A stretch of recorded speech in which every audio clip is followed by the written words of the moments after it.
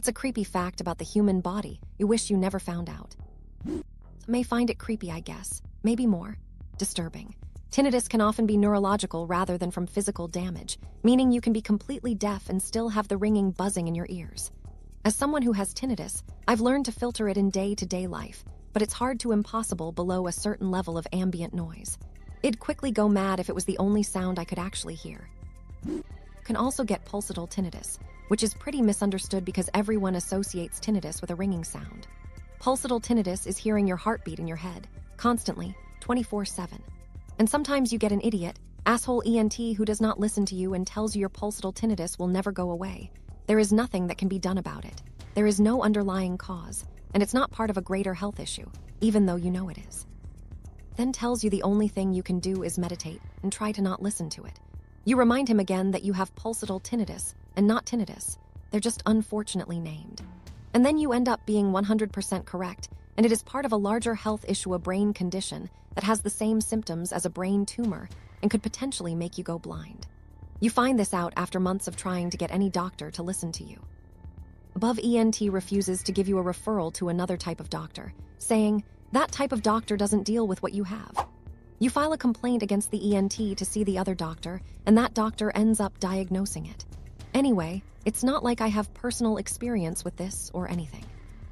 Some people are walking around with 3 or more kidneys because when you get a transplant, unless medically necessary, they leave the old ones in there. Oh my god, it's like that meme with the 3 dragons, but bean-shaped. The ovaries aren't physically connected to the fallopian tubes. The eggs shoot out into the fallopian tubes. This also means that certain other things that may go into the fallopian tubes ultimately just swim out the ends and end up floating around in the abdominal cavity. I didn't believe this when I first found out, but it is true. The fallopian tubes sort of sweep across and pick up the egg when it's released. It's really interesting.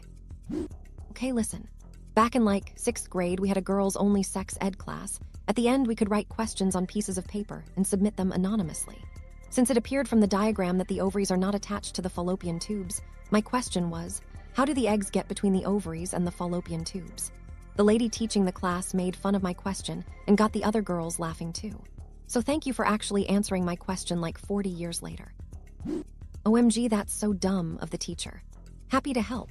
As someone who has upset a lot of teachers by asking questions, I just want to note that usually when teachers get upset about questions, it's because they don't know the answer and don't like that a child asked them something they don't know and probably had never thought about. I had a science teacher in life sciences in 8th grade insist her childhood cat bred with a skunk and had live offspring. I said, that didn't happen, and she insulted me and ridiculed me. Some people. But it's pretty cool because you can have one fallopian tube and one remaining ovary on the opposite side and still get pregnant. Life finds a way. Trick shot. That when you twist your wrist, your forearm bones overlap. It's biomechanically normal, but it's kinda gross to see in simulation. Babies grow and shed hair in the amniotic sac, which by the end of pregnancy is filled with old hair and sometimes poop. Currently pregnant, so get to read all these weird updates. Amniotic fluid is mostly baby pee after a while, which they then swallow to practice breathing, and then that turns into their very first poo. You're telling me pee-pee is in fact poo-poo. When you tilt your head to the side, your eyeballs rotate so that the top stays oriented. Want to be freaked out? Go look in a mirror and watch some stationary part of your eye, like a blood vessel. Then tilt your head and see your eyeball turn like a steering wheel. The feeling in your stomach when you go down on a roller coaster is your organs lagging behind your body. You can die any moment because of an aneurysm. It happens all the time. And you never know when it will happen. Bro's family hit send for us. It's a classic, but humans are born with their baby teeth and their adult teeth. The adult teeth just hang on behind the baby teeth until their time comes, which means that a toddler's face is like 50% teeth, and the skull images you can find on Google are very unsettling. Everything is just kinda squished in there.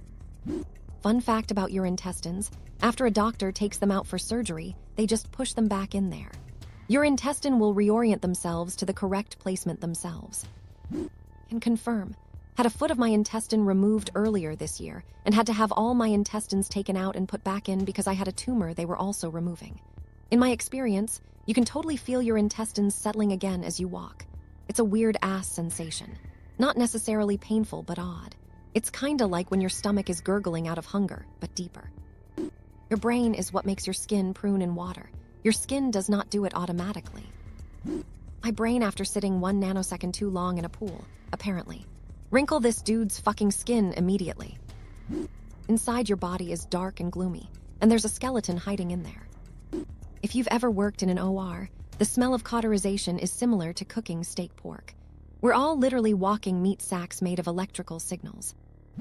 Human cheekbones evolved to be thicker, to withstand punches to the face better.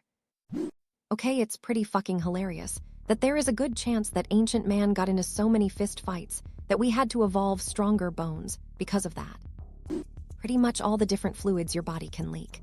My wife got a poorly placed epidural, 2 natural births, and finally caved on 3, and it got fucked up and was awful, and was leaking spinal fluid.